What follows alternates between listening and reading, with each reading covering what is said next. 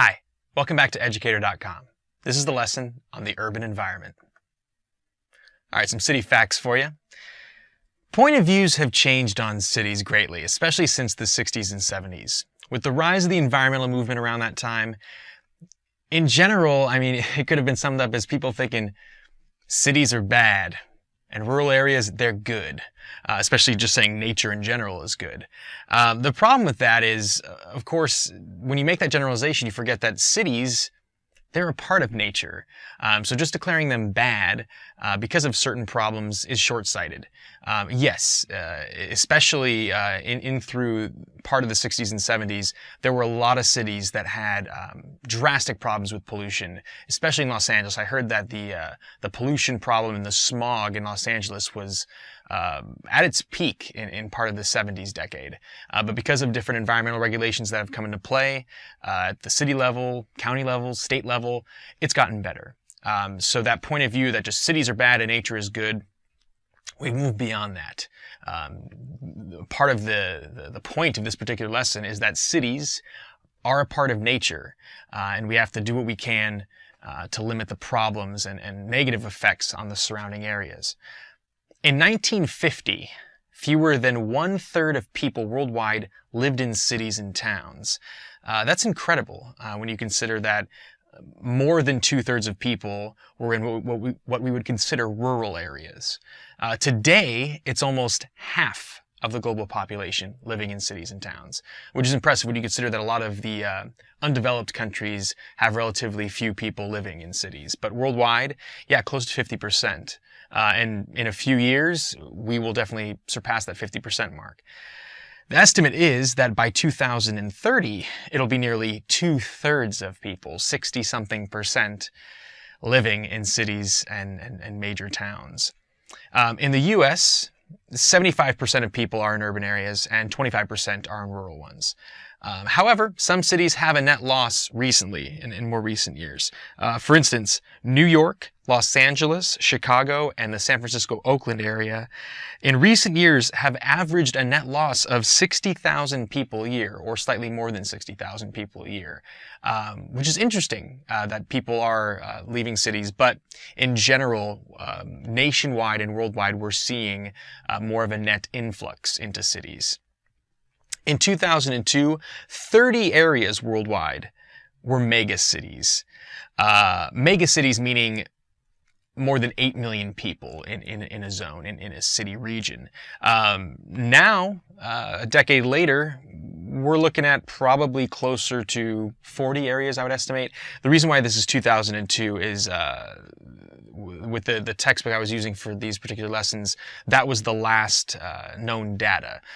So, by 2012, 2013, we might have some slightly updated information. Maybe it is closer to 40 now. In the future, most people worldwide will be a part of these urban ecosystems because, like I said, the urban environment is a part of nature. And it's interesting, like I said earlier, there is a distinction when we look worldwide at urban areas and the population influx. There is a distinction between what we would call industrialized nations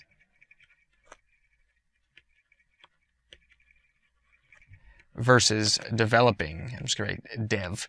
So industrialized versus developing nations. In industrialized countries like the US, we're looking at averages of around 75% of people living in urban areas, but in developing countries, sometimes referred to as third world countries, we're looking at more like 38% in cities.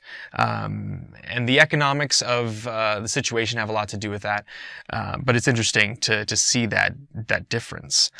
And traditionally, there has been a conflict between the city and the countryside. People in surrounding areas of the countryside will look at cities as being like, hey, they're producing all that pollution, they're producing all that waste, the stuff that ends up in the water supply and runs downstream to us. It's because of the city. It's because of that dense population there. But also, cities do benefit surrounding areas in terms of exportation of goods. That's a major thing that cities provide. When you get a lot of industrial regions or industrial complexes popping up in a city area, you got a lot of goods being produced, and all those people being in that densely packed area does provide some goods. I mean, provides benefit to the surrounding areas, definitely. Location, location, location. You hear that with realty. A realtor will emphasize that if you're looking to get a place. A lot of the cost of a house or condo that you buy has a lot to do with location, location, location. But here we're talking about the location of cities. So with location, you got to consider the site and the situation.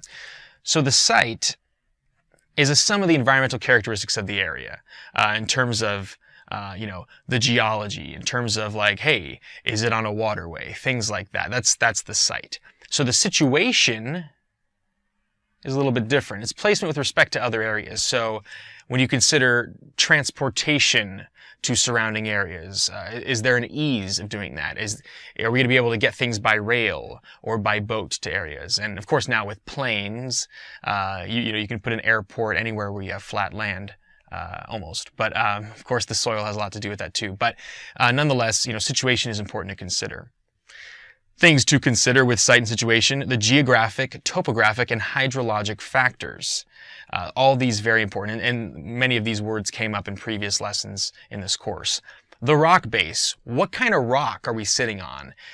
Is the soil hard? Are we going to be able to support very large buildings and complexes? Water table location. Definitely important in terms of water supply. Also, in terms of are we below sea level? How far are we above sea level? Those things are important to consider. Drainage. Definitely important when you consider sewage and all the people compacted in that area. Agriculture. What are we going to be able to grow? Are there going to be surrounding areas, agricultural areas around this city to support all the life we have in here? Are we going to have to ship in everything? So later on in this lesson, talk about major cities in Alaska and Hawaii, and about how because of the location of some of those places, they have a lot of imports, and that affects the cost of food. Trade, like I suggested earlier, with waterways and otherwise, trading with surrounding cities and other countries, important to consider. Transportation in and out, and then defense. The defense of a city is something to consider, and I know that if you're not military minded, if you're not thinking about foreign policy things, you might not consider that. But historically, picking a spot for a city, or especially a capital of a country, the defense of that city was important to consider. Another thing to consider is the fall line. This is especially interesting in the southeastern portion of the United States. It's an abrupt drop in waterway like a river, okay? So when you look at a lot of the major cities in the south and the lower eastern part of the United States, the majority of the major cities are located near a fall line. So when you consider the major rivers that are going by the city, there's a part where the river drops abruptly.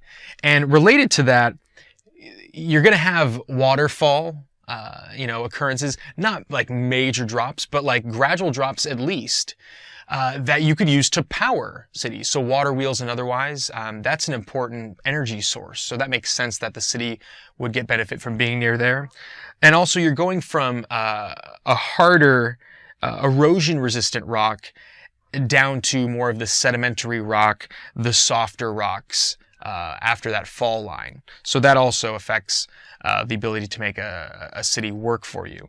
And yeah, like I said, many cities are located along a harbor for reasons of transportation, defense, trade, those things, and a river and or a fall line. So sometimes they're located next to a river and there isn't a fall line. So it's not always, of course, but a lot of major cities in the southeastern part of the United States are next to that fall line. Site modification. Sometimes for a city to be successful, the site does need to be changed. So sites can be modified to make cities more livable, of course.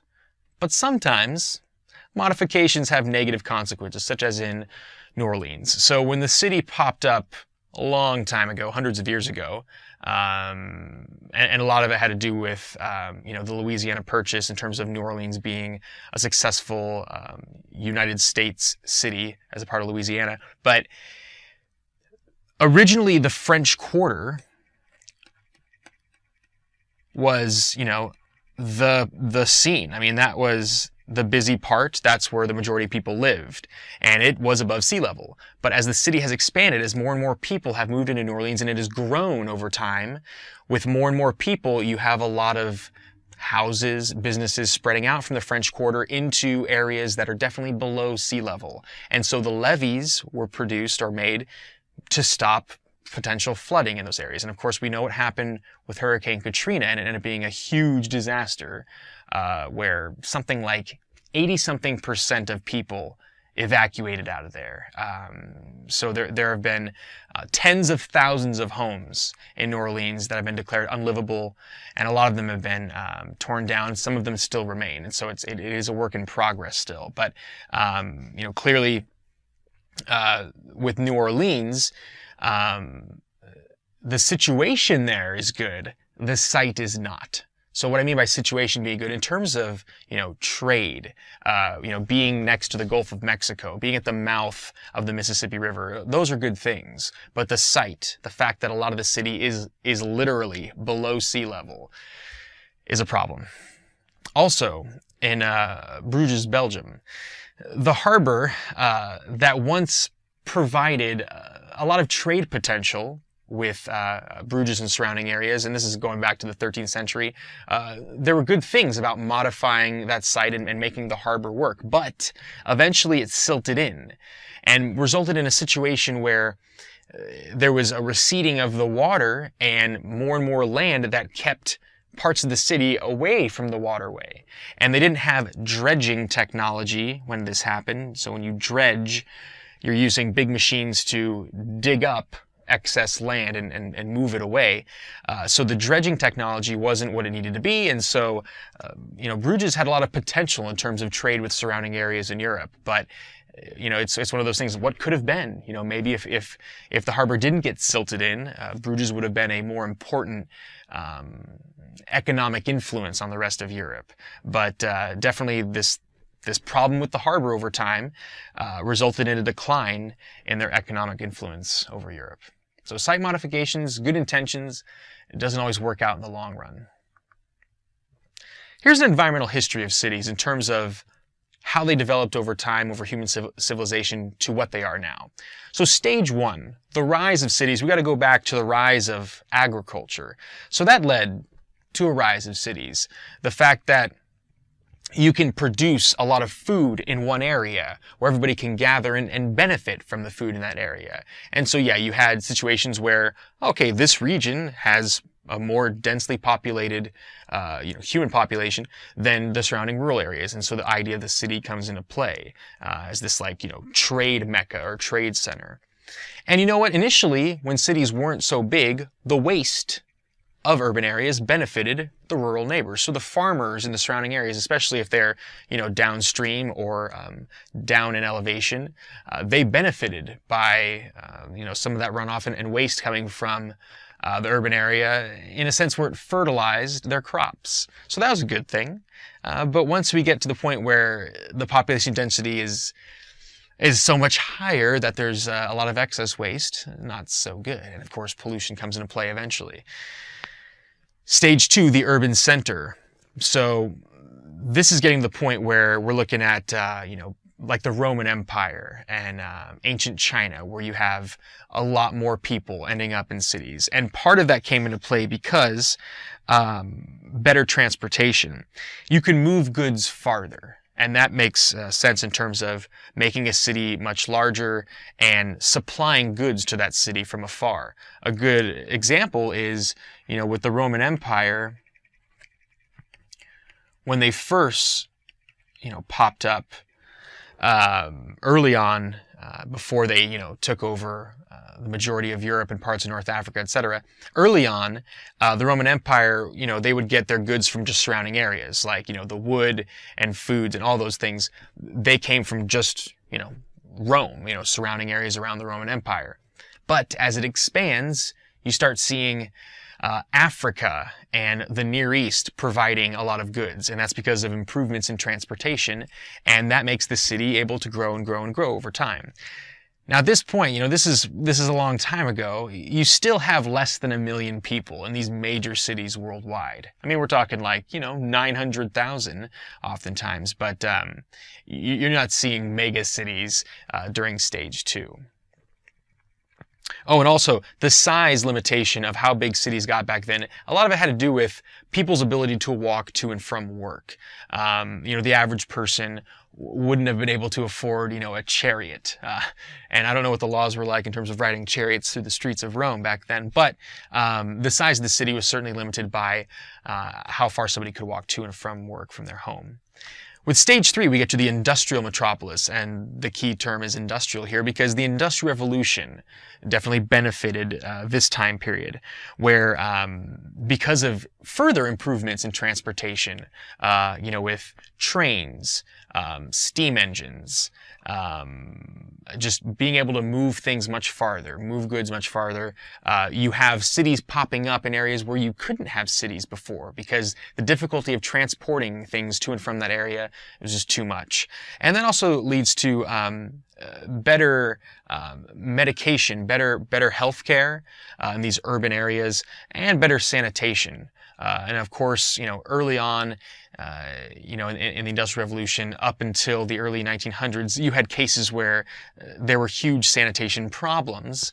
But over time, we've learned from those experiences, and there's sometimes been government oversight or intervention to, prevent some of those things from happening in terms of like quality of food and regulations with producing goods and such. With stage 3, you have areas where in Alaska and Hawaii even, you can have major cities popping up where you couldn't before, because now you can get goods to those regions, the far reaches of the United States in terms of, the country that we are beyond the contiguous United States. So areas in Alaska could get goods sent into them and provide for those people in that urban area because they can't be growing all the crops that they need. Their latitude is just way too high. It's just too cold during times of the year. And Hawaii, based on the terrain, especially an island like the Big Island of Hawaii, where there's still a lot of hard lava rock, you can't plant everything you need. Yes, sugarcane, pineapple, and things like that grow well there, but thanks to stage 3, you have cities popping up in areas where you couldn't have them before. And stage 4, the center of civilization. We're talking now and the future. Telecommunications are a big part of this.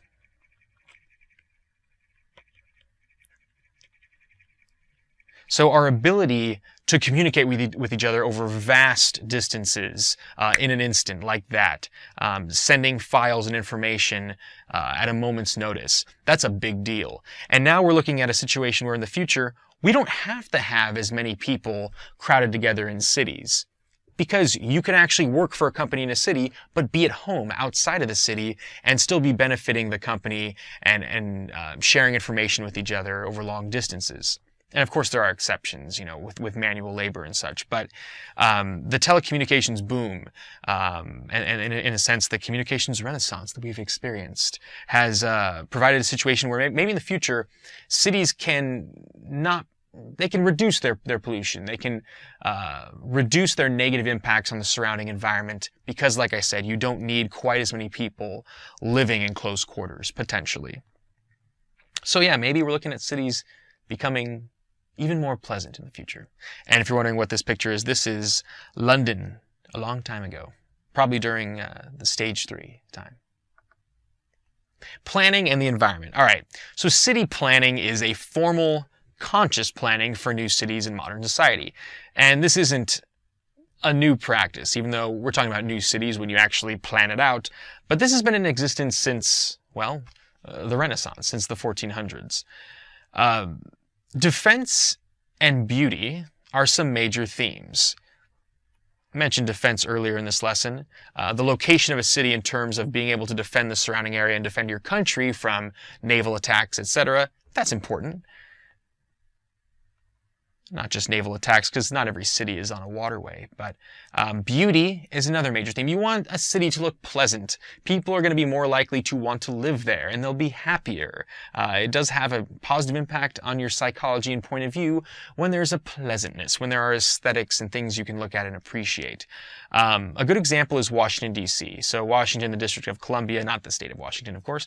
A lot of the design is thanks to Pierre-Charles L'Enfant. And here is Washington, D.C. When you look at the city from up above, there's a major grid where you have a lot of perpendicular roadways and passageways, and then you have angles moving out from that in terms of getting to and from the area. So there is a very geometric look to it, and a lot of it is patterned off of early cities in the Roman Empire. So there are some benefits to the way it was designed, and really with Washington, D.C., with defense, yeah, there are some good things about that in terms of it being along the Potomac.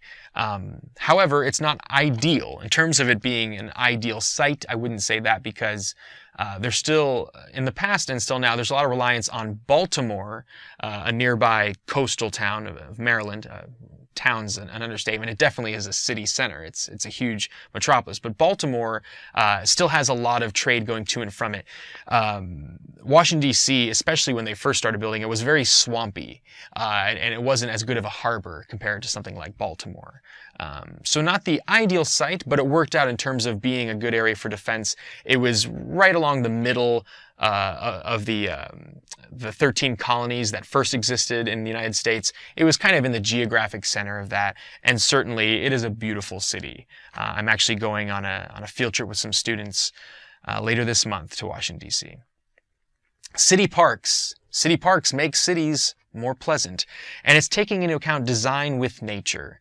And if you remember earlier on in the course, the term of wilderness versus wildness, you can definitely get a sense of wildness from a city park, even though you're not in the wilderness.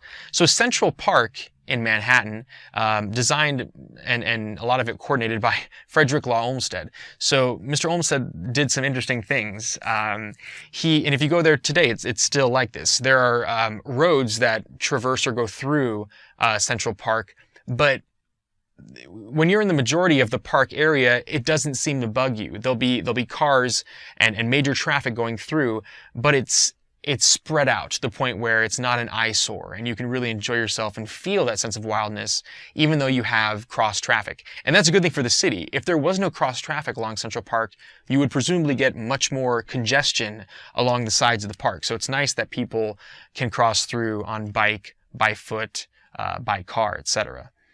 Also, this is called Sheep's Meadow, this very flat, grassy area. Mr. Olmsted apparently used explosives to flatten that part of Central Park before all this grassy area was put in. So it's funny to think that they were exploding, mounds of dirt here to make it flat. But certainly, you can see these people are enjoying themselves. So thank you, Olmsted, for using explosives to make that possible. That's a good way to use explosives, to flatten land for that wildness in Central Park. Psychological relief is a big part of parks. If you live in New York, I think it would be easy to get overwhelmed with kind of that urban congestion and all that busyness. So going to this area that looks just like a wide open plain must be a good relief for some people to do that. And then there's the concept of the Garden City with the Green Belt. And fittingly, there is a city in Maryland called Greenbelt. It's the concept of having a city, with gardens. Of course, you want enough greenery in the city, but having a green belt around it, having an area around the city that is very green and appears to be rural. And it's definitely something that is, like I was mentioning earlier, a psychological benefit. It's pleasant when you're going into the city to see all of that, and having that buffer in and out of the city, the green belt can definitely be a positive impact on cities. The city as an environment. Cities inevitably change the landscape. Like I said, besides just, before I mentioned site modification, besides that, after a city exists, after you've potentially modified the site and it's there, it's inevitably going to have impacts on the surrounding areas and the area it's on. So you're going to have changes in the landscape and the biological, physical aspects of the environment in and around it. Of course, cities are going to have effects on pollution. Most of the time, you're getting a lot more pollution from cities.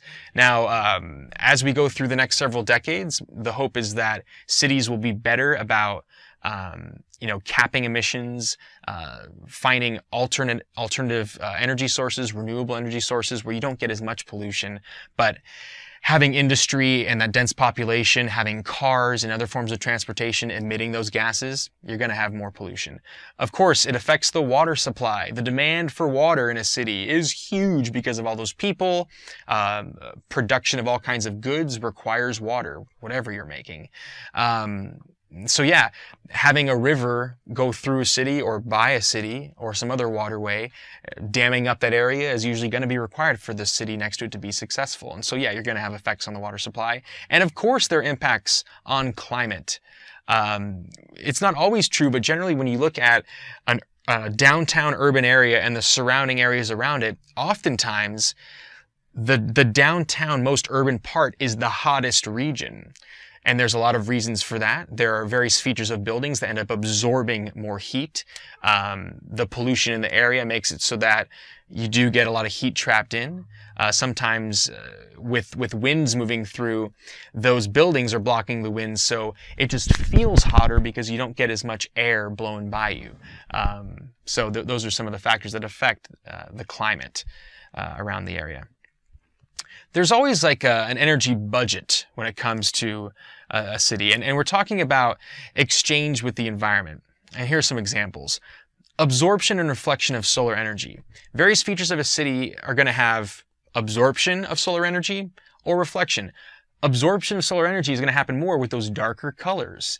So if you have, I've seen skyscrapers, if you have buildings that are kind of that dark gray or even black, that color is going to absorb a lot of heat energy. But when you have more light colors, like white especially, I've read that just painting the top of a building white can have drastic effects on how much that building gets heated up.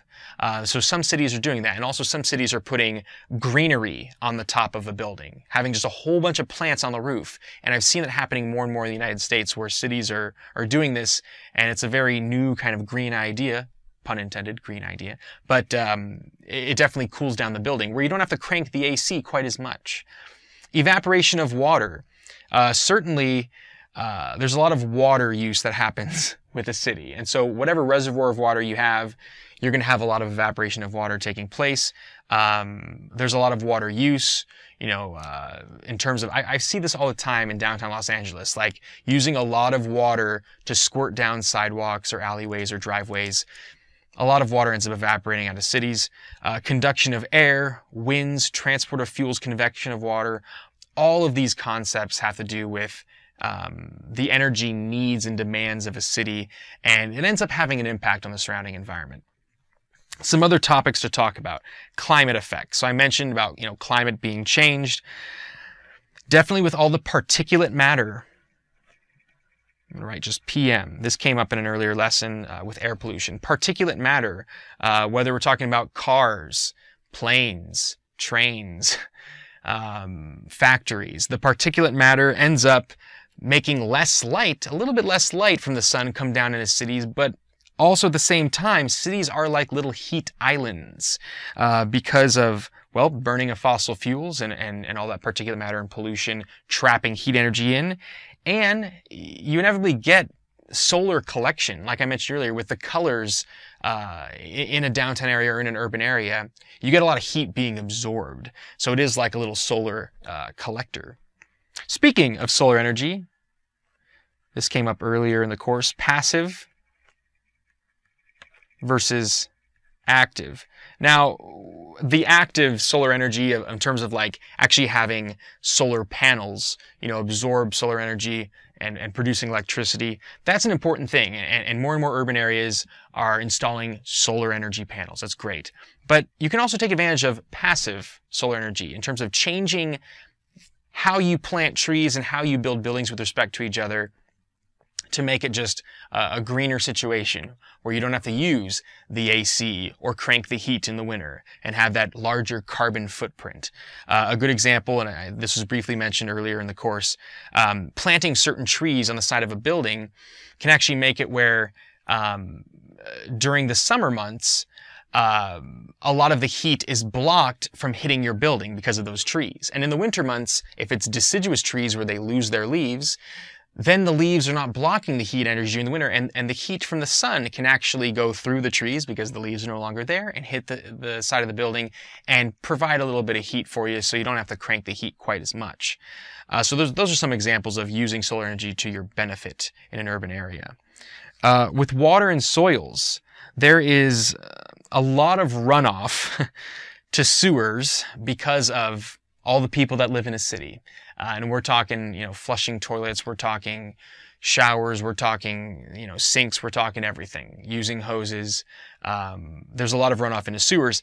And then during certain times of year, and depending on the situation, you can get backup. If there's flooding and sewer areas, the drainage areas are clogged, you're going to get flooding and a sanitation problem, to say the least.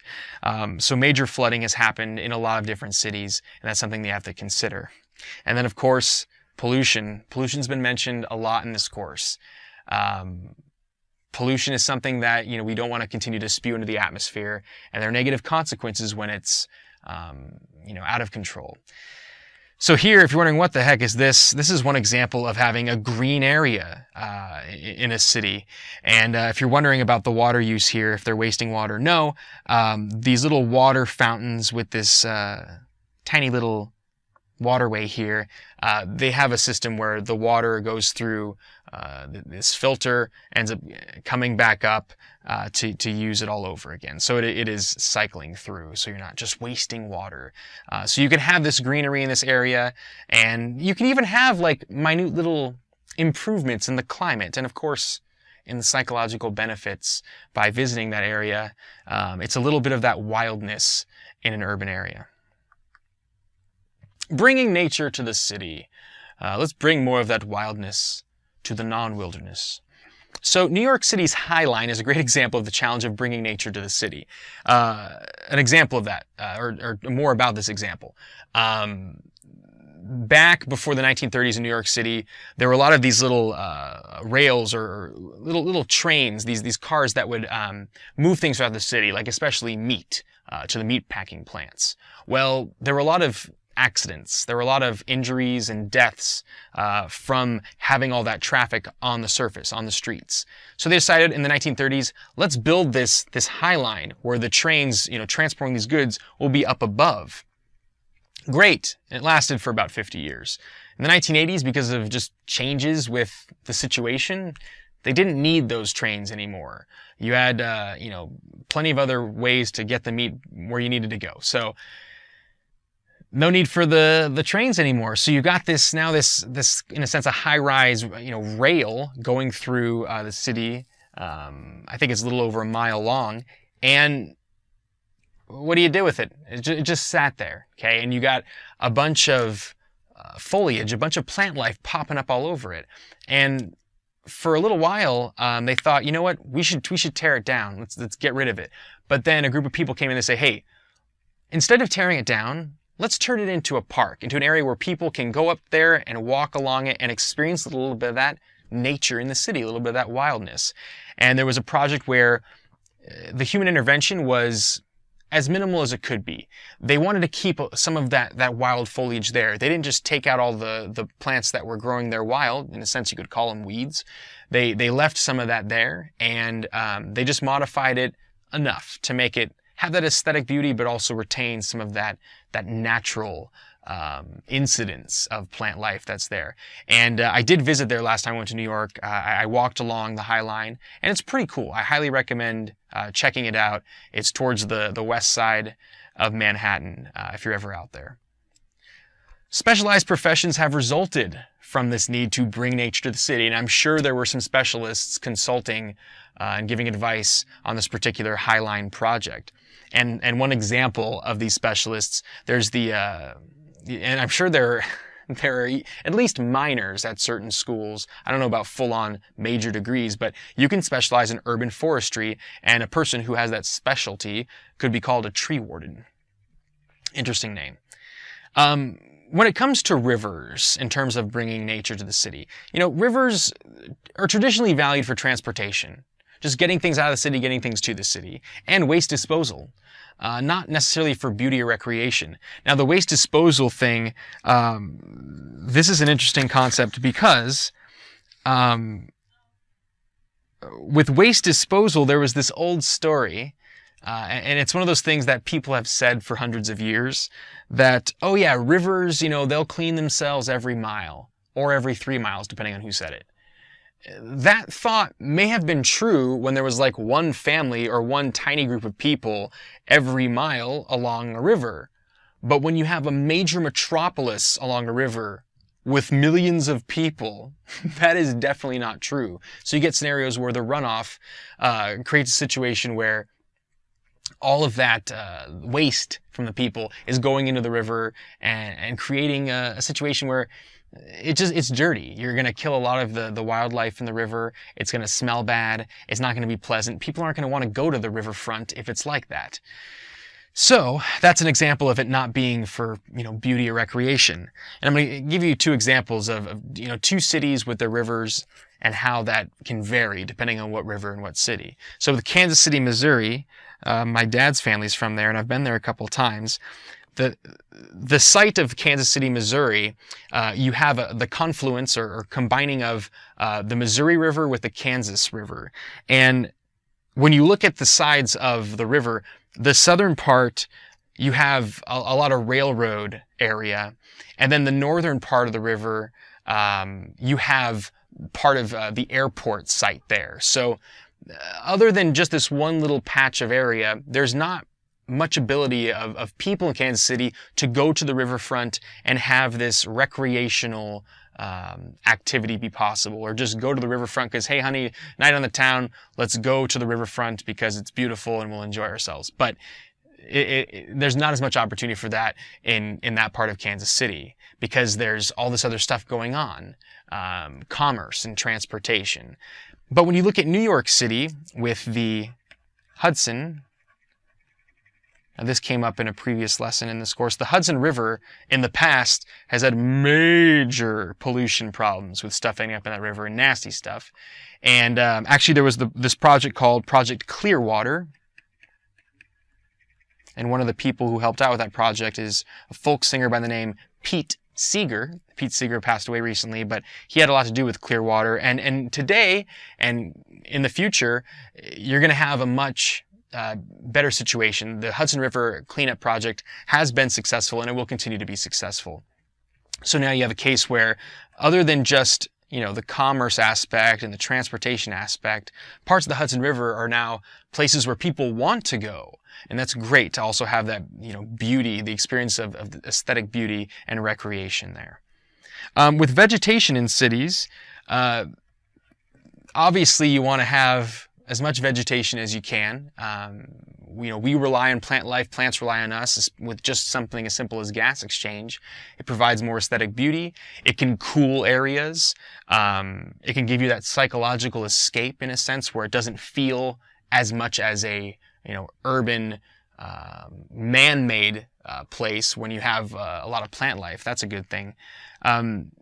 I've read that in New York, lately at least, there's a project where they're planting over 10,000 trees a year in New York. And I wonder, do you eventually run out of space?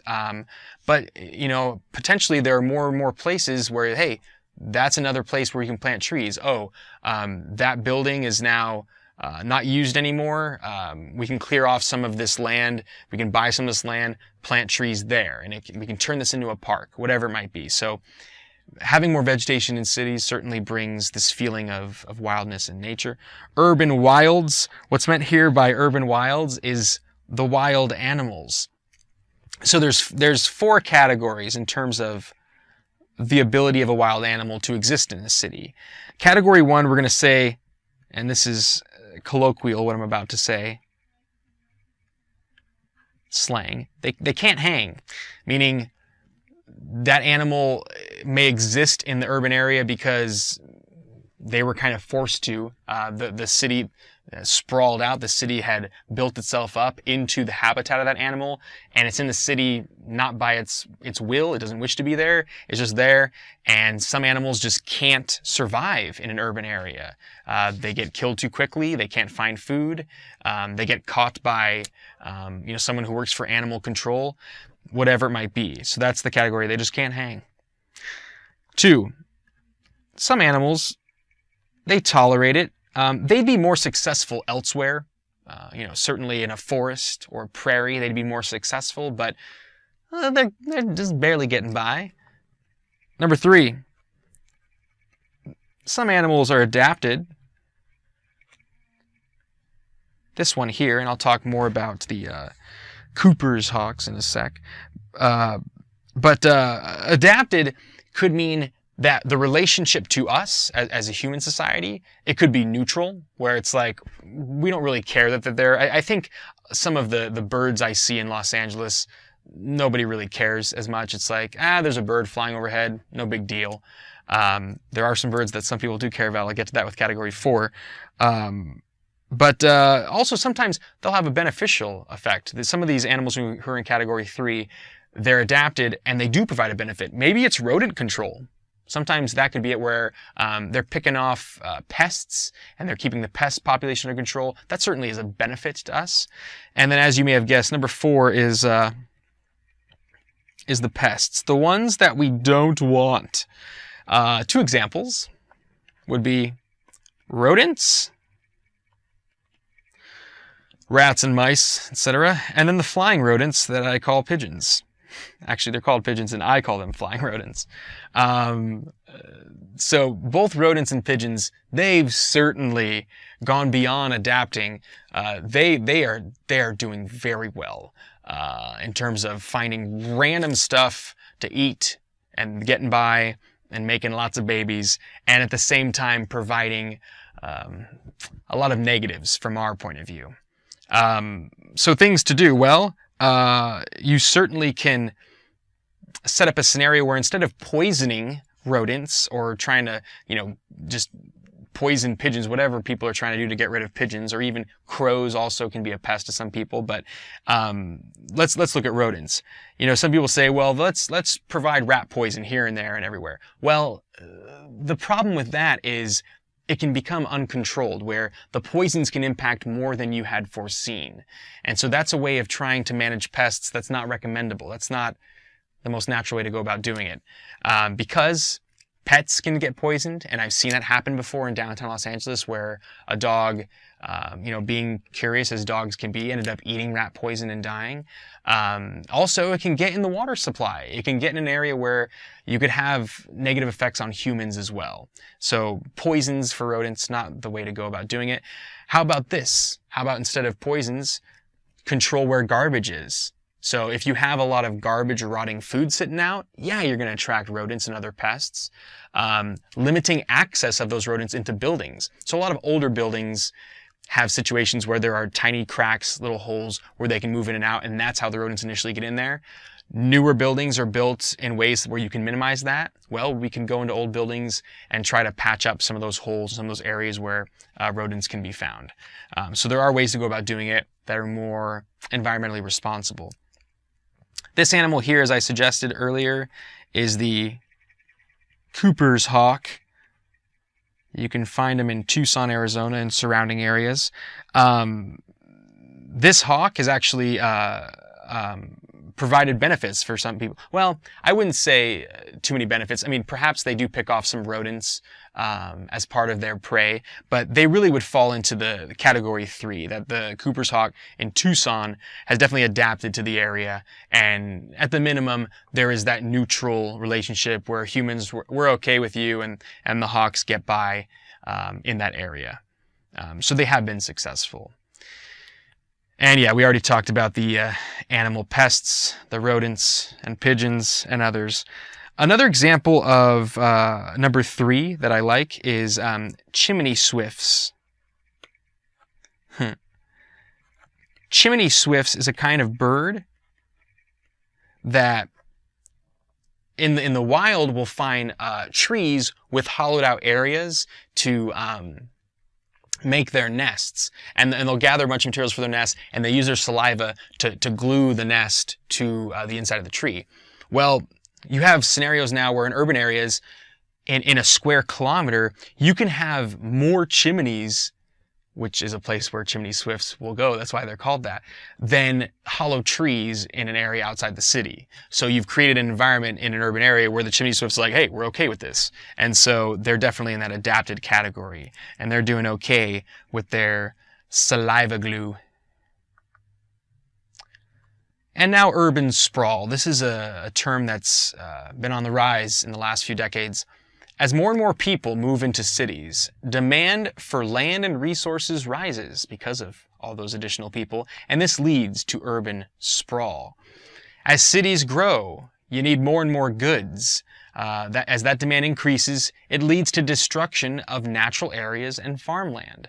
As you build more and more and more, and it's like the city is gradually creeping outwards. And, you know, what used to be rural has turned into suburbia. What used to be suburbia is becoming slightly more urban. This is an example of that. I mean, look at this. This is part of San Francisco, California. Certainly in the Los Angeles metropolitan area, that has happened big time. And various cities are doing what they can to control it. They want to limit how many people are moving in. They want to retain some of that rural area. They don't want to have a situation where it's become bigger than it should be. And what I mean by should be, in terms of people's perceived notion, in terms of trying to, have a population cap and trying to have a certain amount of, low density population in their neighborhood. Boulder, Colorado has led an effort to reduce urban sprawl. My cousin lives in Boulder, Colorado. It's a great place. It's a beautiful town. And had the community not reduced urban sprawl over the last several decades, Boulder wouldn't be what it is today. So this first started with the blue line. Let me switch to the blue pen because it's the blue line. So this blue line, what is this? Well, back in 1959, they decided that at this elevation of, 1,761 meters. I know that seems random, but the city itself is at 1,606 meters. So let's put some buildings here. Okay, so here's some skyscrapers. That's terrible. But so at 1,600 meters, there's the city. And up here, in part of the mountain area surrounding it, you've got 1,761 meters as this blue line. And so they said, above that blue line, we're not going to have any water or sewer service. So we're not going to have any people inevitably, moving up into here because you're not going to be able to get pipes up there. It's just, that was the city law. We're only going to allow expansion up into this area between the blue line and where the city sits at that particular level. But eventually they realize, hey, you know what? We want to do our best to reduce even the growth beneath the blue line. So they had this idea for a green belt. So the green belt was made in part of this region. We've talked about green belts in this lesson earlier, that it's this greenery that can encompass a city and kind of be like a giant green zone around the border of a city. So having that green line put into part of this region further limited how many people can come in and build up houses and build up new businesses. Well, by 1976, they got to the point where the reduction of people moving in was good enough where it was only a 2% increase in residents moving in or existing in that area per year. Not bad, 2% increase. By 2002, the population had only increased 2,000 people, and that's definitely a success story in terms of limiting the number of people. Now, the limit of the 2% increase in residents per year, one of the ways that they went about doing that was they limited jobs, not necessarily building space for Boulder. And if you're wondering, well, how do you limit jobs? Well, there were laws passed where certain businesses had limits in terms of how many people they could hire and have in a certain area where they were doing business. So that put some limits on how many people can get new jobs in Boulder. So if not as many people can get new jobs, not as many people are going to be moving in terms of settling as their residents. There are some problems, though, with urban sprawl, because here's one example. If, let's say you were able to get a job in Boulder, okay, but because they're limiting the amount of new residents, you just couldn't find a home. So if you have, let's say, hundreds or even 1,000 people getting some new jobs in Boulder, but then they're finding homes elsewhere in the surrounding areas, you could create a scenario where you have more traffic congestion going into Boulder because people are going into Boulder for work, but then they have to leave Boulder to go home. That's one of the many problems. Also, there was a problem with a mall being built. There was a new mall built in Boulder and an area outside of Boulder. They weren't going to build any new malls. So then a lot of people will drive into Boulder to go to their mall. So you have a scenario where even when you try to reduce urban sprawl, you're going to get, people coming in more so than you may have expected. So you still can get congestion. You still can get these circumstances where it does still feel like a big city at times. Because if Boulder's a beautiful area, and it is, and it's a desirable place for people to go, you're still going to have people flocking to the city despite this effort to reduce urban sprawl. So I'm not saying it's a losing battle, but it's something where you're going to have limitations to how much you can reduce it. Thanks for watching Educator.com.